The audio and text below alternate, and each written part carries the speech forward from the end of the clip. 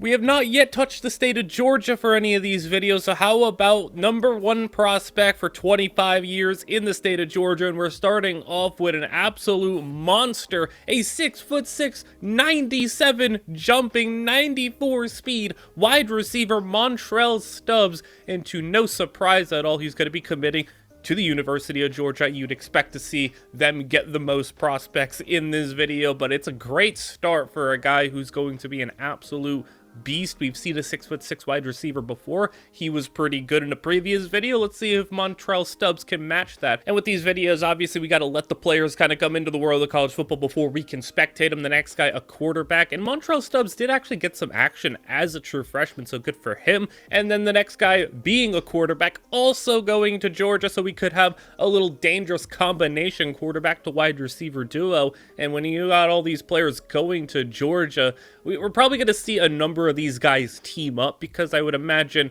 not only Georgia, but Alabama, Tennessee, that area, the SEC area, is going to be getting most of these prospects. So you're going to see the next guy being an athlete, scrambling quarterback archetype. So that's now 2 quarterbacks, 3 players on the offensive side of the ball in a row. And we got playoff action here in year 3 as Georgia's taking on Michigan. Montrell Stubbs is a starter. The quarterback, Ismail, is not, but we're going to get to see Stubbs in action. Georgia, after a stop with the ball, up by 3, and a run is going to get them to the 45-yard line. Now dropping back to throw. Under 2 minutes to play. They're going to have a screen set up for the running back, who's got the first down. Gets out of bounds, so helps Michigan with a timeout. But now on 3rd down, another play over the middle is going to get them the first and seal the deal. So already moving on to the next round, and they're in the semifinals against Tennessee. Play action, throwing one straight over the middle of the field, and there's our guy, Montrell Stubbs, with the grab at the midfield stripe, and now they're in enemy territory, getting blown up in the backfield. Great pursuit by Tennessee, long field goal at 60 yards, ow, and Georgia nails it. These kicks are a little too easy at times, it feels like, as they're going to throw outside Tennessee with the football, but a deficit for them as they're going to hand it off. Running back gets the first down. Takes a while for him to go down, but now Tennessee dropping to throw it outside. Another curl route for the first down. They might already be in field goal range for how crazy these kickers can be, but they're definitely in it with that completion over the middle at the 25-yard line. Now under a minute and a half to go. Strike over the middle once again. Caught at the 10. Goal to go as they're going to drop to throw it. And back in the end zone. They're going to call that a touchdown. I don't know about that one. That looked like he was way out of bounds, but they're going to give it to him. Tennessee with the lead, and now just 30 seconds to play. 3rd and 3. That's caught over the middle, and now in Hail Mary range. You need a touchdown. You still got some time, but not if you're getting sacked, and now you're way back to 4th down with 10 seconds to play. Throwing it, Dave. 1-on-1 in the end zone, and it's swatted down. Tennessee survives. I don't know. I would like a little bit of a closer look at that touchdown in the back of the end zone. I don't know about that one, but Montrell Stubbs, yeah, we do know he's a great receiver, and the next guy also goes to Georgia. I had to step in because I don't want this guy being a quarterback sitting on the bench because they already just got a quarterback last year. And since he's an athlete, you know, excuse me for having to step in here, but Georgia, he instantly becomes their best running back on the roster, so I thought, well, why have him sitting around being a backup quarterback for like 3-4 years? Let's have him be a starting running back day 1, and let's get a trio of guys for Georgia: quarterback, running back, receiver. I don't usually step in and make adjustments like that, but, you know, I felt like that was a good one to make just for more fun and not having this guy's career potentially get wasted on the bench as being a quarterback. Next guy, a running back gem, a power back, and he's one of those guys who could be real special as a power back. Playoff action once again. Georgia, this time 1st round bye. They're taking on Alabama as they got a 3-point lead. No Ismail, but we do have Hatchet and Stubbs both starting at running back and receiver for this Bulldogs team as Alabama with a strike over the middle. Broken tackle, got to the 40-yard line, and now they're already closing in on field goal range to tie this game, but there's 4 minutes to play and a lot of time for Alabama to go and snatch this lead in the red zone. Dropping to throw, screen set up. He's got it, turning upfield and inside the 5-yard line. Goal to go. Alabama handoff, and the running back is going to fight, and he gets into the end zone. How did he slip through to get in there? Georgia with a 4-point deficit, needing a touchdown. The ball is swatted away. 4th down and potentially your last chance. They're throwing an interception. You had to force one, and now Alabama with the pick, taking it back. They don't even need to score, but they will for good measure, and Georgia goes down. They scored a late touchdown, like as time expired basically, but it's not going to matter as Alabama's 2-score lead was too much to overcome at the end. Stubbs, a back-to-back 1,000-yard season. Hatchet, nice job as a rotation rotational running back getting a couple hundred yards, and Montrell Stubbs decides, I want to go to the draft pretty early on in his career, and you can't really blame him for that, as, you know, now we have a player actually not going to Georgia. 3 straight go to Georgia, but now Alabama, proving that they beat Georgia. Maybe that was the thing that swayed Tryon to go over there. Ismail and Hatchett still remain at Georgia, quarterback and running back duo, as now Tryon looking like an absolute monster, elite development. He's already like at that 80 overall threshold. He could be a freak athlete. We've seen these types of running backs, you know, occasionally, and they always turn out to be absolute monsters. Another quarterback. So really interesting that we've just had quarterbacks, running backs, receivers. It's more fun this way, better than just getting a bunch of linemen, but it's really interesting to see that we've just gotten all skill position players. Tulane gets absolutely demolished by Georgia, and now in the second round. And this is an interesting one. Colorado State with the ball and an 8-point lead. Colorado State throwing right over the middle. That's caught, splitting the defense, and that's a touchdown. Colorado State with a 2-score lead. Georgia eventually drives down the field and gets it to third down, swatted in the end zone. It's 4th down and 5 as they're going to throw back corner, and it's knocked away. Georgia goes down to Colorado State. They don't end up winning the national championship, but Colorado State, what a run there, getting a 1st round and a 2nd round victory. Hatchett goes for 1,000 yards. Ismail in his first year as a starter looking pretty decent. And then J.J. Whalen, quarterback, goes to Tennessee. So finally spreading things out a little bit. I didn't want to see everybody go to Georgia, but I expected maybe a quarter of the players to probably end up there. Ismail's looking like a really competent, nice starting quarterback. Hatchett doesn't really get a whole lot better, but he was already good last season. And Cameron Tryon with a nice little bump, as he's in the mid-80s at this point, and he's going to see a little bit of action, I would imagine, as the 2nd running back on the team. J.J. Whalen isn't going to have to wait long for his starting job. He's probably going to get it in his 2nd season, but for now he'll have to sit the bench, and we'll see how good he can end up becoming as an elite development player. And then another quarterback. Like, things are a little wild right now with quarterbacks left and right. I mean, I had to change one of their positions. Unfortunately, Georgia doesn't even make the playoffs this season. I can definitely say I expected a little bit more from this Georgia team after they literally got the first 3 players, and all of them became pretty good players. Hatchett's already going to go to the NFL as just a 3rd-year player. And then Carl McDonald, that quarterback's going to be going to Florida State. So all that's left at the University of Georgia is Ismail. He's a 91 overall quarterback, so that's like a 1st round type of quarterback potentially if he can get a little bit better. Cameron Tryon's looking pretty good now, full-fledged starter. J.J. Whalen, full-fledged starter at his school, so 3 guys there who are going to be starters. And then being at Tennessee, Alabama, and Georgia are all schools we expect to see in the playoff mix. I mean, one of them at least got to come out of the SEC. Another potential quarterback, an athlete scrambler. So that's, man, a lot of quarterbacks as Alabama makes the playoffs, Georgia makes the playoffs. Georgia, a fun little matchup against Old Dominion, easy one for them. Alabama in a fight against Arizona State, down by 7, as Arizona State with the football, dropping to throw, clean pocket over the middle, wide open, man, no one was even near him as they're inside the 40-yard line, dropping to throw on 3rd down, as they're going to get pressured and sacked and probably knocked out of field goal range. Now they're going to have to punt the football to Alabama, who's got a lot of time in the pocket. He's going to run, and he bumped into a lineman that probably costed him. 4th down, going for it, as they're going to miss it. That ball was thrown too far over the middle. Arizona State ends up tacking on a field goal, making it a 2-score game. And Georgia, I mean, they've had to run into Old Dominion and Ball State. Not all that hard of a road for them, but now they got Wisconsin in a little bit more of a competitive matchup, a bit better of an opponent. And now Wisconsin with the football and a big play inside the 40. They're down by 3 with 3.5 to go. Deep drop for the quarterback as he throws. Middle, caught, 1st down in man coverage. Georgia's defense is reeling inside the 25-yard line with an open man in the end zone. Touchdown for Wisconsin, and they're on top as Georgia's got less than 2 minutes to go now. They're already moving the ball well at the 45-yard line. Timeout used, dropping to throw it. Ismail's looking. He's got a lot of time. Someone's got to get open. He's got a shot deep, just over the head of the receiver. That's so close, and he missed him. Now on 3rd down, he's got the curl route for the 1st, but he had that touchdown shot that he missed. He's got to make up for it. He's got time in the pocket, and eventually a guy gets open as the offensive line's doing a phenomenal job. 3rd and goal. Pass for the back of the end zone. He's got it for the touchdown, and Georgia leaves them with just little time to play. Throwing a deep ball with 10 seconds to go in double coverage. It's picked up, and Georgia's going to hang on as Ismail. He missed that one touchdown, but he ended up making up for it by throwing the game winner anyway. Now in the national championship against BYU, it's a low-scoring 12-10 game as BYU gets a stop, has the ball on offense. 2nd down is going to turn to 3rd down, but it's going to be 1 to go as they're going to throw a quick bubble screen out there. And Georgia's defense swarms him and gets him down, so Georgia's going to have the football back with plenty of time, needing just a field goal, but they're going to take a shot for it all. He beats 2 defenders, breaks a tackle, and gets into the end zone. He had 2 guys on him and blew right by. 17-12 Georgia. Pressure's getting in, but the quarterback's going to escape. He's got the 1st down and sliding down at the 30-yard line. Play action once again, and this time he's not getting away. 2nd down and long. He's going to throw once more, and looking, running. He's going to outrun a couple of defenders, and he's going to get the 1st down, so this quarterback hard to track down as a sweep outside is going to get him another 1st.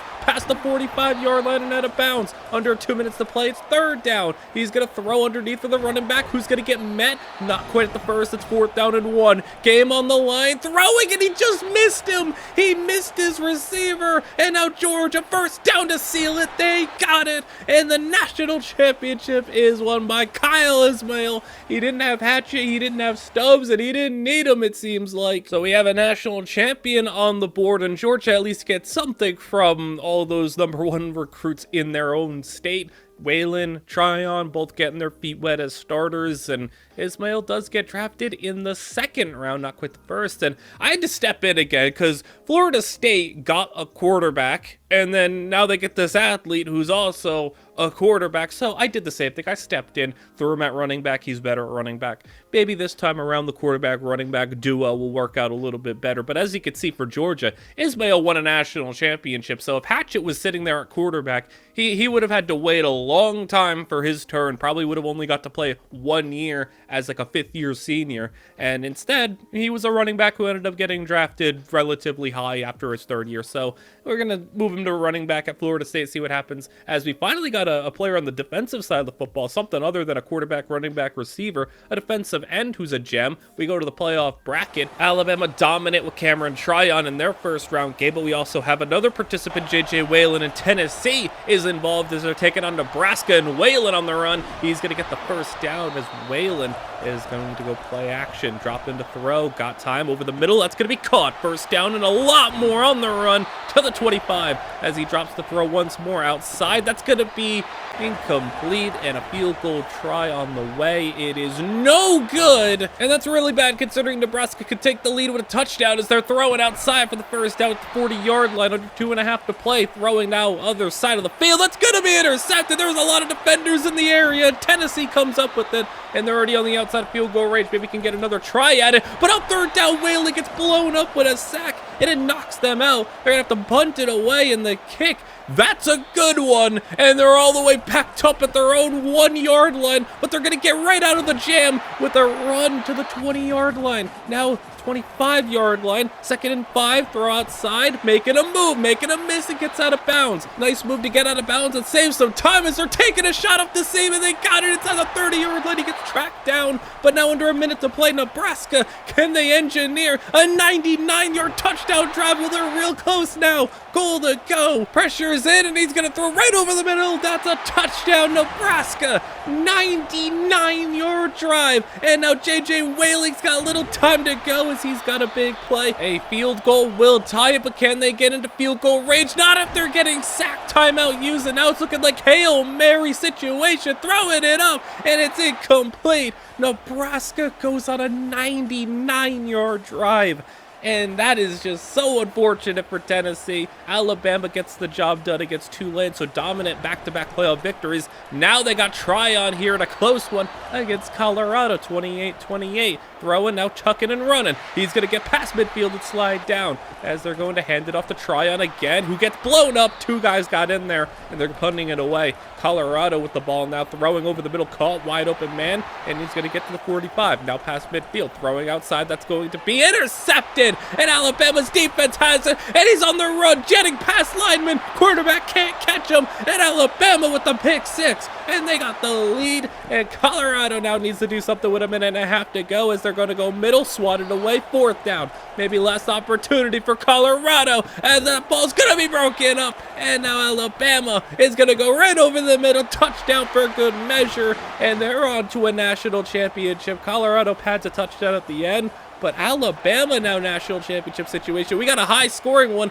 and it's against Liberty as they're up 38-32. Liberty with the football, trying to get the lead as they're going to throw a drag underneath. They get the first down, so back-to-back first for them. Can they make it 3 in a row? Another screen set up, and they're really dicing up this Alabama blitz as they're getting another first. 1st and 10 again, play action as they're looking, throwing outside, make it 4 in a row as they're now on 3rd down and long. Tucking and running. Can he get to the marker? Not quite. He slides down. 4th down, game on the line potentially as they got time, but no one's getting open. No one's there. He's going to throw it, intercepted. He probably could have ran for it, but he was looking downfield, and Alabama's got the ball back. Now trying to get some first downs to seal it. They get one there. A generous spot, potentially 3rd down and long. This time, though, Tryon's not going to get it. There's a flag down, and this one's going to be against Alabama, so helps out a little bit with stopping the clock. Liberty gets good field position, and the football now in enemy territory past the 45 with a 1st down. Minute 11 to go, dropping the throw. That ball's going to be intercepted, and look at that, it's a defensive end dropping in coverage. They weren't expecting that, and the defensive end is going to seal the deal for Alabama. You weren't expecting a D lineman to drop back in coverage, and that's exactly what happened. Tryon has a great season, 1,000+ yards, double-digit touchdowns, and leads them to a national championship. So we already got 2 players in this video with a national championship to their name. Whalen obviously wants to get there as he got knocked out due to a 99-yard touchdown drive for Tennessee. Maybe Carl McDonald and the running back, and they can duo up at Florida State and get there. Tryon goes in the 1st round. Georgia, here they are back again, this time with the defensive player. So J.J. Whalen looking really good. I mean, IQ is off the charts for him. Carl McDonald, on the other hand, he's getting somewhat better. He's not really, you know, hitting that next level, mid-80s overall, and the running back here is going to be looking pretty good, though. Mid-80s overall for him, mid to high 80s. And then the defensive end for Georgia, 80 overall in base elite development, and maybe Georgia can get back out there with some of these prospects if they rack them up, as you know, they already got 1 national championship with one of them. And we got another defensive end here. So after 7 straight offensive players, we're back-to-back on the defensive side of the football. Unfortunately, no playoff appearances for anybody, not Florida State or Tennessee, as Whalen now, he's going to have 1 year left as a starting quarterback, and McDonald, potentially 2 years left for him, as now the defensive end for Georgia did get some action as a true freshman, and Georgia maybe is starting to build up a nice defensive line because they got both the defensive ends back-to-back. Whalen, I mean, not only is he smart, he is elusive. That is a crazy allocation of ratings and skill points to just be smart and elusive, but maybe that'll be enough for him going into his final season being a 91 overall quarterback. So yeah, you'd think that could maybe help them out. He's already gotten to the playoffs before. He should be able to get them back there again, as now Georgia's defensive ends, they're going to be looking pretty dangerous. 85 overall here, and Anthrop is going to be a 79. Also elite development. So 2 elite development defensive linemen, 1 a sophomore, 1 a freshman. Georgia's D-line could be really scary in a couple of seasons if they kind of develop these guys right and hang on to them. And we got a 3rd defender in a row, this time a cornerback. So defense is getting on the board a little bit. Florida State, that's unfortunate. They made it to and lost the conference championship, so it knocked them out of the playoffs, and Tennessee at least got in, and they got a matchup against Wisconsin, as it's going to be 24-21, Tennessee at home. No 1st round bye, as they're going to get sacked. Whalen couldn't elude anyone there as his 3rd down and long, throwing the ball deep, 1-on-1. He's got a ball incomplete. It was in the receiver's hands and he couldn't hang on. Wisconsin with the ball back, read option, is going to get the 1st down as he drops the throw once more over the middle. That ball is going to be a hospital pass as Whalen has it back up by 3 and trying to run out the clock. He's got the 1st down and a play action as he's going to elude 1 defender and not a second as the pressure got in, as a 2nd down and very long. Running back's going to spring 3 for a very nice gain to get him in 3rd and manageable for the game as he throws it deep. He's got it, and he He's gone for the touchdown. And J.J. Whalen's going to deliver a victory. They're moving on to round 2 of the playoffs this time around, where they're going to take care of LSU, and they're on to the semifinals. Now against Miami, where Tennessee's got a 5-point lead with 5 minutes to go, and Miami's got a first down. They have the football, and they got to play on the ground that's getting blown up, and it's 3rd down and long. Miami to the air. There's time, but the receivers just weren't getting open. Eventually, pressure gets in. Tennessee gets the football back on the punt as they got the ball to J.J. Whalen for the first down.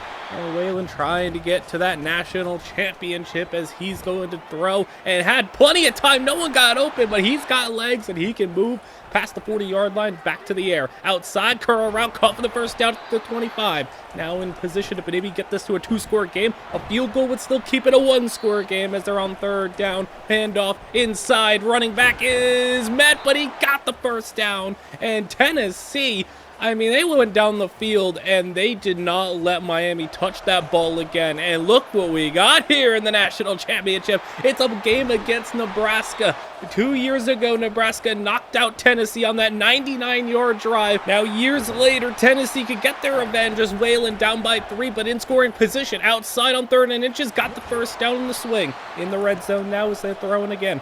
3rd down and 4, and he's getting sacked. 4 minutes to go, and the clock is ticking down under it. The field goal is good, and Tennessee ties it up with now 3 to go as 2nd down and 5. Quarterback rolling into a sack. Tennessee fighting not just for a stop, but great field position if they can force an incomplete pass or maybe a sack again. Quarterback's going to run, get a couple of yards, but he's not going to get anywhere close. Tennessee does get great field position, but it's 3rd down, and a strike is going to be incomplete. If he got that ball a little bit higher, then maybe it would have worked. And now another punt, and look at that. They're pinned back again. It won't be quite a 99-yard drive, but 95 plus will still be hard nonetheless as they get brought down. 3rd down and 4. Handoff is blown up, and this time Tennessee gets their stop, and Whalen's gonna get sacked, knocked out of field goal range. He needs one play to get him back in there, but he can't do it, and we're going to overtime, and Tennessee had their chances, and they couldn't do it. Now Nebraska in overtime's got a touchdown, and Tennessee, Whalen, they need to respond, and over the middle, diving grab, inside the 10, dropping to throw is Whalen. He's gonna throw on the run, and that's gonna be caught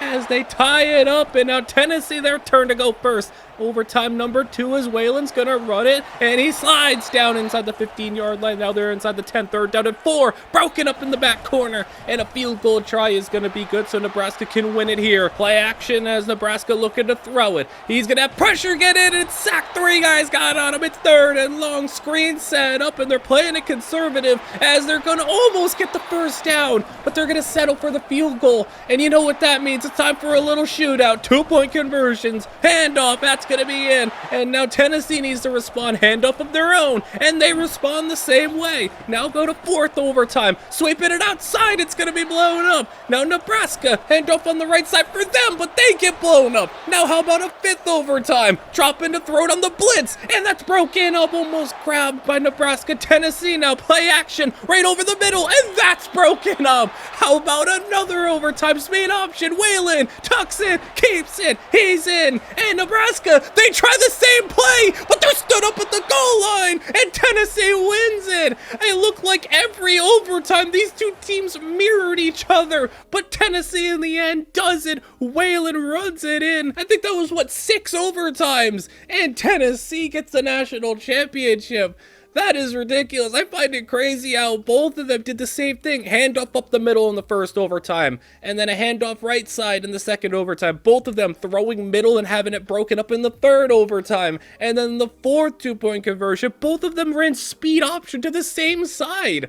That was so crazy that both the teams did the same exact thing. And 3 of the 4 times, they mirrored each other's results, but Tennessee, one quarterback had the will to get in when they got met at the goal line. The other did not. So Whalen, he becomes the 3rd player in this video to win a national championship, and he moves on to the NFL. They're going to replace him though with a nice cornerback as he gets committed to Tennessee. So Tennessee is doing a great job getting players. We have another defensive end that looks like he's an athlete, but probably end outside linebacker type edge rusher. You know, I want to show you the fun, unique national championship winners. How about a UAB national championship right there? As we've kind of hit the point where, you know, this Florida State team, the issue with them is they just couldn't stay healthy. I mean, you see both of these guys' results. Neither one of them was able to stay healthy at the same time. And because of that, Florida State was always like a top 25, 8, 9 win team, but they just couldn't get into the playoffs. So unfortunate for them, transfer portal opens up, and how about Anthrop going from Georgia to Tennessee? So Tennessee is just racking players up, and Georgia's tag team duo of potentially great defensive ends is now just a single. Anthrop obviously doesn't get better because he was a transfer player, but man, he is so fast coming off the edge, and he's going to join the cornerback. So that's 2 players at the University of Tennessee. Also, we have Nebraska on the board with the defensive end. So Nebraska, who's been a thorn in Tennessee's side, is going to have a player of their own. But right now we're at the point where we have 3 defensive ends and a cornerback in the mix at this point. And we've kind of hit a point where we're kind of trying to reload because we don't have quarterbacks and receivers and running backs. We got a receiver here, though, in Carew, and we're going to see what he can end up becoming. He's a bust, but, you know, a receiver, as long as he's not like a route runner, normal development, he should be at least pretty competent. There's always a point in these videos where we kind of hit that period where a couple of players move on to the NFL and we have to just reload. And Carew, we're talking about reloading. How about Tennessee? Look at the job they are doing. As Anthrop in the portal, they got the cornerback. Now they got Carew at wide receiver. So that's 3 players on their team right now. And this is coming off of a national championship victory just a few seasons ago. So Tennessee, are they going to be the best team in this video? You would have thought it'd be Georgia. And Carew, for a guy who was a bust, I mean, 77 star development doesn't look like a bust to me. Yeah, he may not be generational type of player, but 77 star, that's hardly anything to be mad at. So he's going to be pretty good. We have our first offensive lineman at this point now, so the offensive linemen aren't always the most exciting, but he looks pretty good. Anthrop, unfortunately for him, he just didn't end up doing much in his career. He just was a rotational guy, a guy who wasn't high production, so maybe disappointing for him. But tackle goes to Georgia. Anthrop is looking pretty decent now going into his final season. The cornerback, he's been pretty solid in his career so far. So I apologize that we've had like a couple of minutes where, you know, not a lot of gameplay, but you know, we have to reload, and I'm still showing you everything that goes on. You know, it's hard to expect too much considering we've already had 3 national championship winners, but I want to see Tennessee in some action because I want to see Carew on the field. I guess while we're at this point, I can remind you guys to like, comment, and subscribe, as that would be very nice and very appreciated as I continue to try to, you know, inch closer to the next sub goal. I would imagine would be 5,000. I wanted to hit it by the end of the year. We're about 600 off, so maybe that could be nice to hit that. Linebacker up next, and we got some playoff action. Look at that. We're up here, Tennessee and Michigan, and Tennessee was just the team I wanted to see, as they got all the players to look at, as they got Michigan down by 8 with a grab there. Now play action rolling. Michigan looking, running, and he's gonna get the first down met, but he's inside the 30-yard line, and Michigan primed to potentially go and have an opportunity to tie this game up, but it's 4th down. He got hit as he was throwing, and they're gonna settle for the field goal. So they're going to just try to make the 2-point conversion null and void, but they have to get a stop, and they're going to get one. The screen did not work out, and now Michigan with the pass over the middle, caught it. He's on the run, speeding through inside the 30. Under 2 minutes to play, now under a minute and a half. Handoff outside, and he's got a lane. He's all the way. Touchdown, Michigan. 2-point conversion. Flip out is in for the end zone. 2 points is good, and now Tennessee is going to have a completed pass there, but they're running out of time. 3rd down, looking, throwing, he's sacked, and now 4th down, game on the line. They're gonna throw it, and he's gonna go deep. It's gonna be caught and keeps it alive. Tennessee's still in it, and they got field goal range to potentially tie it, but can they get the touchdown as they're throwing on their own back across the middle of the field for the first down inside the 20. Now 3rd down and inches. He's gonna hand it off and breaking a tackle inside the 5, and they're gonna settle for the field goal. Maybe he could have taken a couple shots at the end zone, but they want to play it safe, and we're back in overtime as Tennessee allows a strike right over the middle at the 1-yard line. Michigan end zone intercepted, and Tennessee is going to have one score to potentially end this game as they're getting the first down. And now at the 15-yard line, Tennessee looking, and the end zone touchdown, and they survive the game against Michigan on like a miracle 4th down heave, and they're moving on to the second round against Kentucky. It's a 29-24 game. Kentucky with the first down. There's just 3 minutes to go. Kentucky taking their time on this drive, and they got a lot of time in the pocket, but the coverage held up, and Kentucky's got the first down past the 35-yard line, and now 2.5 to go. Fumble, and that's picked up by Tennessee. Couple of first downs can end it, and there's one of them. One more first down will probably do it as timeouts are being used. As Tennessee to the air, looking, he's got time, he's got someone over the middle, and it's caught first down, and they're moving on to the semifinals. Can Tennessee go back to a national championship? If they're going to do it, they're going to need to stop Oregon, who's got the ball at the 30-yard line. They are up by 3, under 5 to go. Play action, Oregon throwing, and they got the comeback route inside the 10, goal to go. Handoff right up the middle, cutting back, and he's going to get it to the 2-yard line, 3rd down and goal. And they're going to throw open, man, not even close. Touchdown, 10-point game as Tennessee in their last chance, potentially throwing it deep, and that's intercepted by Oregon. And with 3.5 to go, Oregon has the ball in enemy territory with a 10-point lead, and that is going to do it. They tack on a field goal, and Tennessee goes down in the semifinals. So no national championship this time around, but they made it pretty far, as Tennessee's definitely been the best team in this video. You would have thought it'd be Georgia, but Tennessee's been doing so many great things. And look at Carew in his first year as a starter. What a year. He was absolutely unguardable. And Yates, I mean, not as good of the season he had previously. Anthrop doesn't end up getting drafted. He wasn't that high of an overall. Jamison, he ends up at Auburn, so Auburn on the board for the first time. And as we move on, cornerback is still here at the University of Tennessee, as well as Carew, who's really developed into a great player, and now 87 overall, and he is a true #1 wide receiver. Yates looking pretty good as well after his really big year the previous season, like the one before last year. And then tackle at Georgia looking pretty good, but I mean, it's a tackle, so not really a whole lot to showcase there.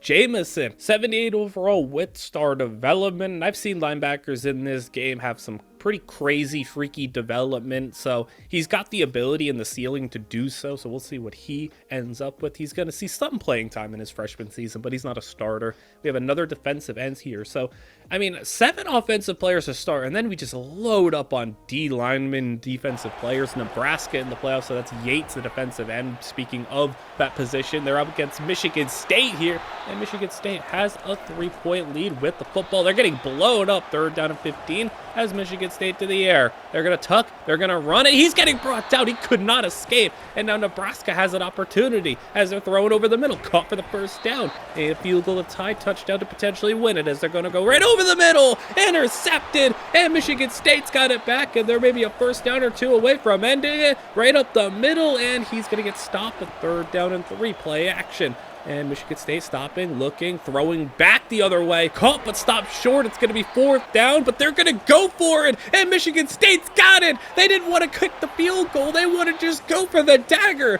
And they did it, and it succeeds. Michigan State knocks out Nebraska as Yates bounces back with a really nice season. Double-digit sacks twice in his career now, as they're going to have the cornerback for Tennessee looking pretty decent. Carew, another monster year.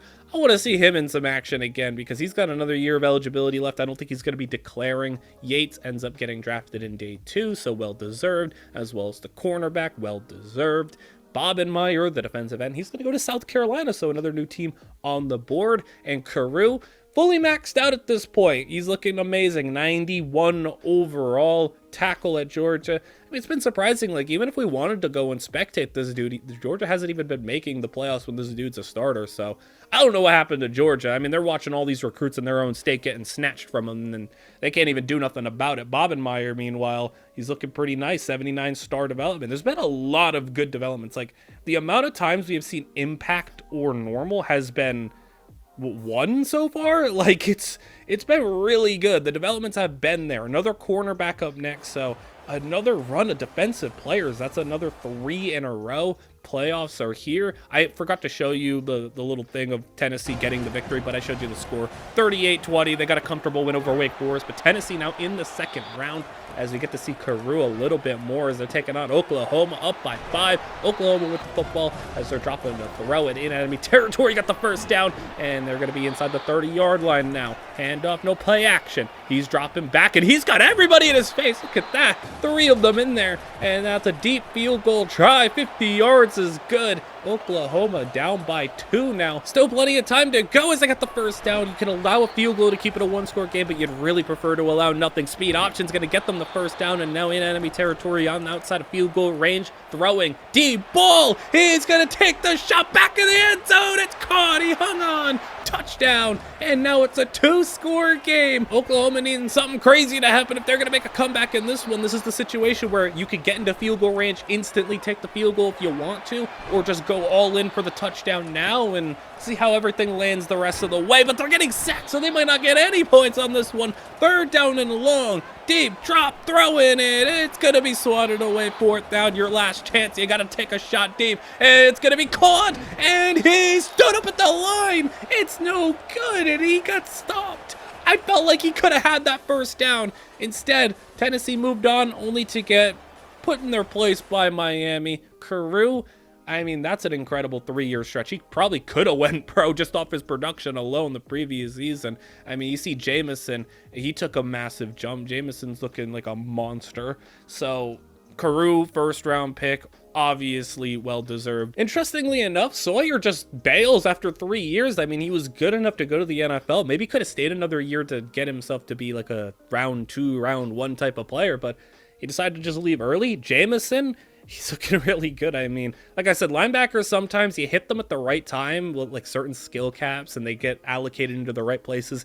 They just shoot right up, and he has been one of the biggest jumpers we have had so far. He's a 92 overall in just his 3rd year. I would imagine he's not going to be around for a 4th season, and they got a cornerback to pair with them, so maybe we get to see Auburn in the mix and, you know, get to see them play. Another defensive end, so man, this middle portion of these players, just defensive ends like crazy. That's our 4th straight defensive player, and we're going to not see anybody in the playoffs this season. Jameson leaves. Kearns goes to Michigan, so Michigan, first time on the board for them. So at this point, we've had some early declares back-to-back. Sawyer left after his 3rd year. Jameson left after his 3rd year. So we're left with South Carolina's D-end, Auburn's corner, and the Michigan D-end.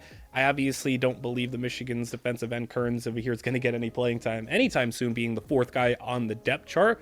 But Bowanko, he's going to be stepping into a nickel role at Auburn, so maybe we'll get to see him in some action. Next guy, look at a running back. There we go, some fun. Running back up next, and that's always nice to see. Playoff action is gone with Auburn, so that's nice, but I mean, it was like right after Jameson left, so that's disappointing. Michigan is here, but it's not going to be with Kearns starting, as they're down by 4, Auburn is, and Michigan's got the football in great field position, throwing outside, caught, and turning upfield to the 15-yard line. 2nd down, he's looking, he's going to tuck, he's going to run it, he's got to lay him, he's going to fight his way into the end zone. Didn't want to slide, wanted to go for it. He's got the 2-score lead, and now Auburn's throwing an interception, so Michigan is going to take care of business and knock Auburn out after their 1st round bye immediately by 14 points.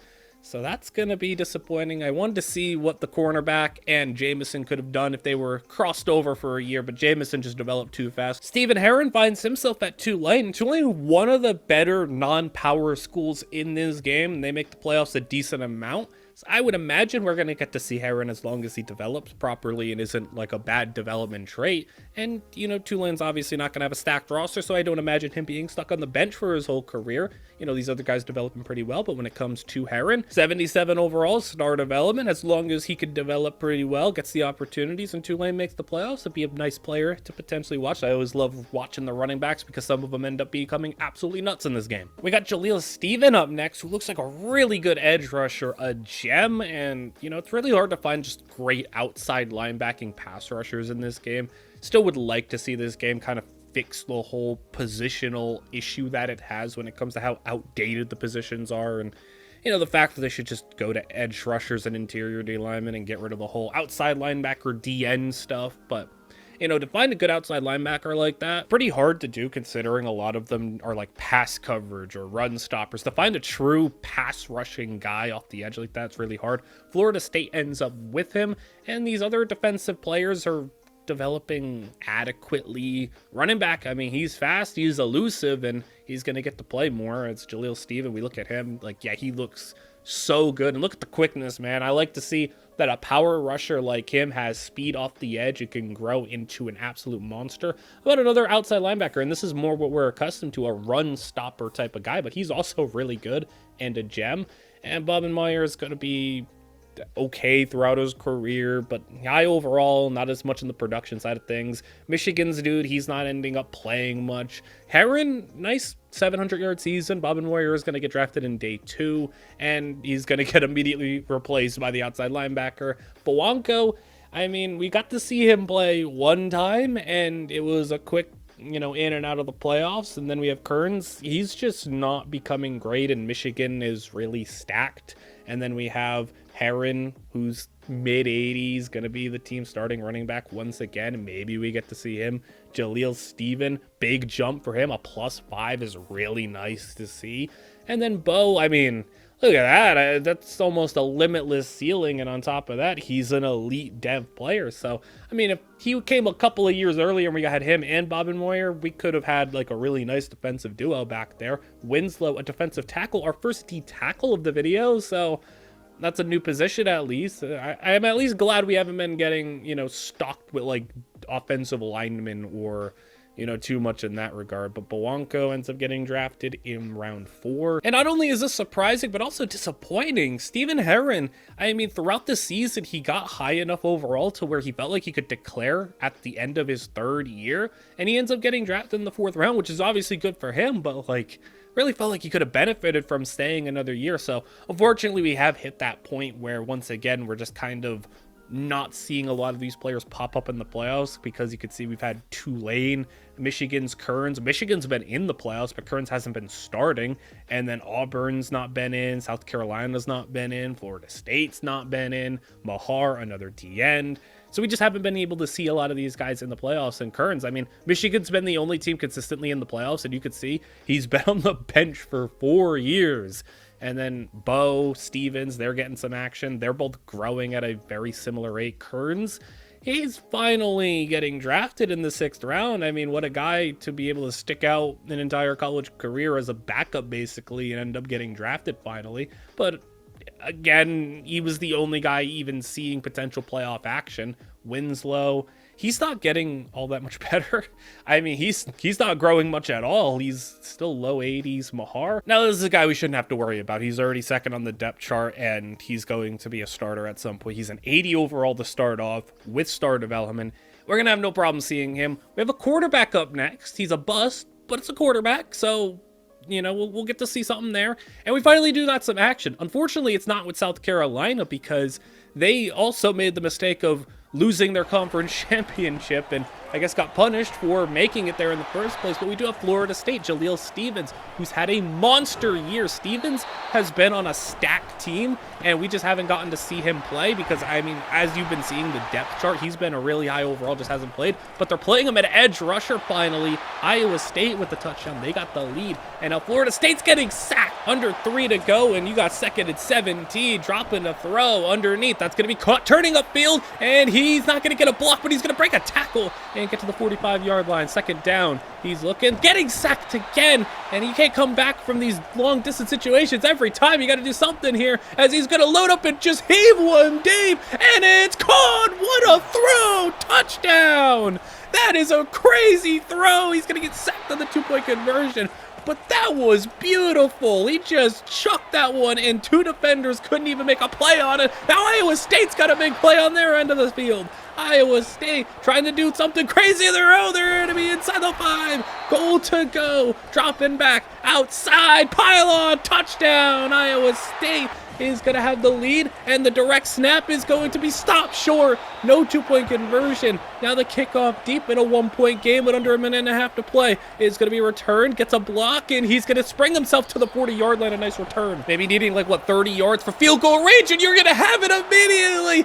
And he's not only going to have field goal range, he's going to go all the way. Florida State touchdown and another two-point conversion, and it's going to be good this time. So we found ourselves in a 7-point game. Iowa State over the middle. That's going to be caught. Timeout burned. 45 seconds to play. Over the middle once more, and he hung on once more. So now they're moving it. Iowa State 40 yards away, as that's going to be tipped up in the air, incomplete. It's fourth down, last chance. 30 seconds. Looking, throwing, and that's going to be tipped. Incomplete. Doesn't matter that he couldn't come down with the pick. And a crazy fourth quarter is going to result in a victory. And I want you to take a look at this. Colorado. I mean, I put this at ×2 speed for you because I wanted to show you everything about the simming. But what in the world is this? 63-3. That is the most points I have seen in a playoff game, like in terms of a one-sided point differential. 63-3. And now Florida State, they got Miami up by 2 in the semifinals. Outside, that's going to be caught. And not only do they have the lead, but they got the ball in good field position. 3.5 to go. Handoff is going to be right up the middle for the first down and chugging his way to the 15-yard line. First and 10 again. Throwing, and that's going to be end zone touchdown. And the quarterback is delivering, as Miami is not going to be able to do anything about the 2-score lead. And Florida State's on to the national championship against Oklahoma, as they're going to have the first down here. It's a 3-point game, and once again, Florida State has the football, has control, and 3.5 minutes to go. This Florida State team, they know how to operate. They know how to chew this clock. 2 minutes to go. Handoff again. Cutting it upfield. That's another big first down. And another handoff. And another touchdown. It puts them up by 2 scores and seals a national championship. We didn't even need to see the defense on the field. But if you want to see what Steven did, how about 21.5 sacks? What a year for Steven. And that is a crazy national championship team. That now means we've seen 4 national championships. I know the games have been few and far between, but whenever we've gotten to spectate a player, my goodness, they've been going all the way to a national championship, and Steven's looking monstrous and primed for another big year potentially, as we have the quarterback also. He went to Ohio State, and we'll take a peek at what he's looking like. But Bo, he's looking pretty nice. Winslow, a little disappointing. I mean, still just kind of floating around the low to mid 80s, and, you know, this coach boost is helping him out a little bit. But Mahar, 85 overall. Yeah, he's already got a blow by what the other Michigan D end is. And unfortunately, we ran into our first just straight up bad player. But I mean, it took till player 23 to have our first, like, just bad player walking in, normal dev. I'm going to be surprised if on Ohio State, a normal dev quarterback who's only a 74 overall is going to, you know, last a whole lot. But, you know, we'll see if he ends up making it. I'm not going to protect him because I'm not sure he's going to be able to be ever a starter. But Tennessee in the playoffs, they're getting blown out by Notre Dame. But we got Florida State getting a first-round bye, and they are on to a game against Nebraska where they're down by 2. And Jaleel Stevens is trying to lead his team to back-to-back national championships as they got an interception down in enemy territory, needing a field goal to take the lead. With 3 minutes to go, we've seen Florida State in this opportunity last season where they just get the ball with 3 minutes to go in a situation to win it, and they know how to work it better than anybody as they run it inside, keep on running. Third down and goal, touchdown with just under a minute to play. And once again, you put your defense in a great position, and it's an interception, and they're going to take it back, and Florida State is moving on to the semifinals for the second straight year. And Florida State, they are rolling 35-0. And how about a national championship appearance where Notre Dame is having a late rally? They score a touchdown to cut it to a 1-score game. So how about with 2 minutes to go, Florida State trying to seal the deal? And there goes the running back on the run all the way. It's so much for a late rally. And that's a back-to-back national championship winning seasons for Florida State. You know this game ain't realistic because that ain't going to be happening anytime soon. But Stevens, I mean, he didn't even play all that many games this year, and he still racked up the sack numbers. I mean, my goodness, he was just going crazy. and is a big reason. He played in the playoffs in the second half of the year, so his injury was in the first half of the season. Obvious clear-cut first rounder. I mean, what a monster he is. One of the better edge rushers that we've seen. Orlando Ivy is going to be going to Tennessee, and he is a monster. I mean, you know that because of the fact that not only was he the #1 overall prospect in the nation, he was also a gem, which is just terrifying when you get the best player in the nation who's also a gem. So, I mean, he's just the second #1 overall prospect in the country. And to the credit of Carl Beckett, I thought he wouldn't make it, but he's actually surviving on the Ohio State roster. And, you know, Ivy, elite development, 80 overall defensive tackle. He is looking like a absolute monster. And what do you know? It's Tennessee once again getting this player. So, you know, even though Tennessee is not the destination we maybe expected to dominate this video, they are the ones who are going crazy. Winslow, I mean, this is a make-right Orlando Ivy, because look at that, 11 sacks immediately as a true freshman, sitting behind the other guy, Winslow, who was like a disappointment. Winslow only ended up being an 84 overall by the end of his career. Ivy started off as an 80. He's going to be above an 84. He's going to surpass what Winslow did in 1 year. And Beckett, again, credit him. He's making it. He's surviving. I'm not even protecting him. Like, a lot of these players I will try to protect when it comes to cutting nowadays, because sometimes players do get unfairly cut. But a 74 overall normal quarterback getting cut at Ohio State, I ain't protecting that. Like, that's a valid cut. I'd probably end up cutting him too, because he's probably never going to play. Final player of the video, Miguel North. He goes to Liberty, so, you know, pretty out there location for him to land. But North, we'll see what he ends up doing. We got playoff action here. Orlando Ivy and Tennessee is going to be smacking Boise State around in the first round, 35-7. And in the second round, they're taking on Penn State. So Penn State in a tie game is going to have a sack, and they're going to take the football over. Screen set up, and it's going to be the receiver who's going to get themselves the first down, 45-yard line, drop him back, play action. He's going to get sacked. And now going down, 3rd and long, looking and getting sacked again, and Ivy and many others got in there as it's a play action for Tennessee with the ball in their possession, and now they're getting sacked.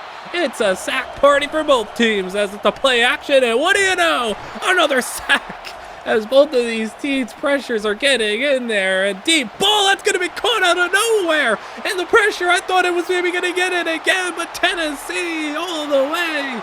Touchdown. Does Penn State got something like that up their sleeve with 2 minutes to go, or they got more sacks in them? They only just got an interception. I guess we don't got to worry about any pressure because they're just going to throw a pick immediately, and Tennessee's going to run themselves into field goal range. Field goal basically for the win is good, and with a 2-score lead, they're going to shut the door on this one. Moving on to the semifinals, and gonna have another national championship team. Maybe not, because Clemson's got a lead and they got a big play all the way for the score. It's a 2-score game, and Tennessee now, they are desperate to do something, and that is not the thing you want to do, throwing a pick.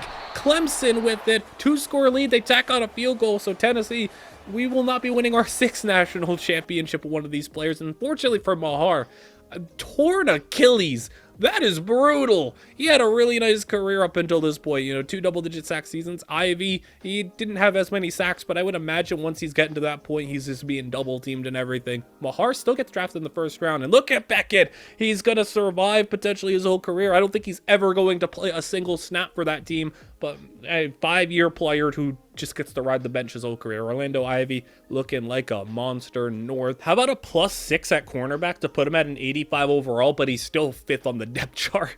I mean, that is brutal. You're an 85 overall cornerback at Liberty and you can't get playing time. Ivy, on the other hand, was banged up, but still was really productive in the games that he did play. And North, he just wants to transfer, and what do you know? He's going to Tennessee too. So North and Ivy are going to close out this video together at Tennessee. What's one more player at Tennessee going to hurt us? As Ivy, 95 overall with the boosts, and that's going to be ridiculous. North, he immediately he doesn't even get better because he didn't play, but he's going to jump from 5th corner on the depth chart to #1 on the depth chart. And Tennessee, it's going to be a first round matchup against Georgia, 28-28, as Georgia's already got a completion over the middle. There's under 3 minutes to go now at 3rd down and 2, and an RPO to the tight end. He's going to fight his way 4th and inches, and they're going to punt from like inside the 40. I mean, you could try a long field goal or you could just go for it. Now Tennessee backed up and they're going to get stopped. So I guess it worked out for Georgia. Minute 40 to go. Pass is caught inside the 35-yard line, so now they're definitely in field goal range. Now I would be shocked if you're punting from there, but now you're definitely going to be close enough. Another first down, timeout used, under a minute to play after this one, as it's going to be 30 seconds when the kick is going to be through the uprights. And not leaving Tennessee much time. Fourth down. This is basically your last chance as they're going to get it and at least set them up in Hail Mary range. You're going to have to throw it like 70 yards. Ball is going to be floated, and that's nowhere near the end zone. Incomplete, and Tennessee goes down in round 1 to Georgia. So Ivy, I mean, his stats took like a steady decrease, but it's not because he wasn't good or was getting worse or something. It's just because he got hurt one year, and look at Beckett. He actually recorded nothing on the stat sheet, but at least he showed up because he was the number 2 quarterback holding snaps. But Ivy gets drafted, obviously. Beckett doesn't get drafted, also obviously. North in his final season, probably, considering he's a 91 overall, does not make the playoffs, which means he's going to be going to the NFL. And we have all the stats, all the info, all the everything that you want to see to close out this video. And we'll see how everything kind of added up for these players. So we started off, as usual, with where these players ended up. And Georgia had the most people committed to them with 6. But I think the interesting thing here is, while 5 players committed to Tennessee, there were 2 players who moved in the transfer portal.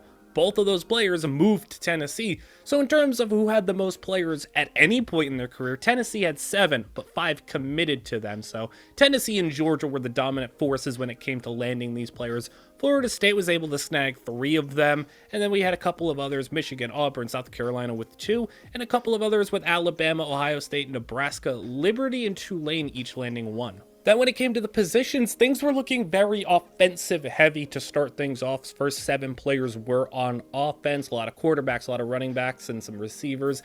And then we hit this middle portion, and defensive ends and defensive players just started stacking up, and before you knew it, by the end, we had 6 defensive ends. So a lot of D linemen, a lot of edge rushers, and we had not much on the offensive line, just 1 offensive lineman, 1 linebacker, 2 receivers, but both of the receivers were really good. 1 defensive tackle was not so good. 1 defensive tackle was really good. Corners, running back, so pretty spread out, but I mean, it was really interesting to see how much offense we got, and then just completely bombarded by defensive players after the first stretch. When it came to their developments and everything, I think this is one of the best that we've had.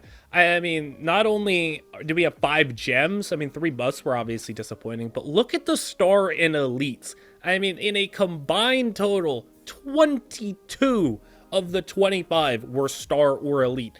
That is a very high percentage of players that were just straight up really good, because if you're star or elite, chances are you're going to be a great player. And, you know, when you're starting off as a 5-star, star or elite type of guy, you're high 70s and you're going to end up as high 80s, maybe even low 90s. So 1 normal, unfortunate, he wasn't that good.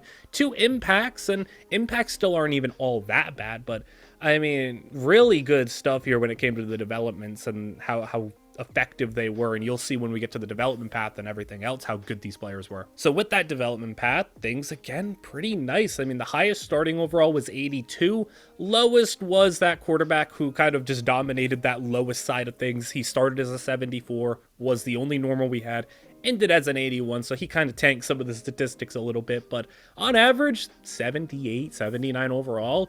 On average, a 4 to 5 point jump in year 1, really nice, and by the end of their career, you know, on average, about an 88 overall. That's just a straight up NFL player, and not only just an NFL player, that's like a day 2 NFL player. Like, that's not just like a 6th, 7th round pick. That's a really good NFL player potentially. And we had a plus 11 jump for a linebacker in the video. Biggest career jump was a plus 14. Now, we didn't have like any monsters when it came to overall jumps, in like we didn't have 94, 95s overalls. We just had a lot of consistently goods. You know, we didn't get one of those 95 overall running backs or receivers or anything like that, but a lot of great players, and just so consistently solid were these Georgia players. Because of how solid they were and how reliable they were, it made 22 of 25 of them get drafted. Again, one of the highest ratios we end up seeing in these types of videos, where just everyone was going straight to the NFL. And I mean, we had legitimately 5 different times where we've seen somebody win a national championship. So these players were winning, these players were succeeding, these players were getting better. 7 of them were drafted in round 1. 10 of them did make it to a 5th year, but 5 of them were also so good that they left after 3 years to get drafted. 13 of the players, so little over halfway, made it to a 90 or higher overall. And that's to go along with the fact that we only had 2 of them that were number 1 overall recruits. It's not like we were stockpiling number 1 overall recruits. These players were about a top 10 on average, but like they were just developing so well. It feels like every one of these videos gives us something to like be excited about. Like there are sometimes where players win Heismans, there are sometimes where players are just superstar studded, and sometimes we get great running backs or great whatevers. But this was the episode of champions, because like I said, we seen 5 national championships won. J.J. Whalen was incredible at quarterback, a 4-year starter at Tennessee, and had an amazing national championship, 6 overtime victory. Cameron Tryon, national champion. His stats aren't off the chart, but I mean 6.1 yards per carry is really good, and a national championship. Jalen Carew, unbelievable wide receiver. He did all that in 3 years, 45 touchdowns. Jaleel Stevens started 24 games in his career. So, you know, I had to really preface that because of the stats look a little weird. He started 24 games. He won 2 national championships and had 36 sacks. Orlando Ivy, 49 games played, 36 sacks as a 4-year starter. These players were spectacular, and Tennessee, as you could see, dominated the day. And I hope you guys all enjoyed. Let me know who your favorite players were, what you want to see next, and like, comment, and subscribe, as all that stuff is super helpful. Would love to hit 5,000 by the end of the year, so I will see you guys all in the next one.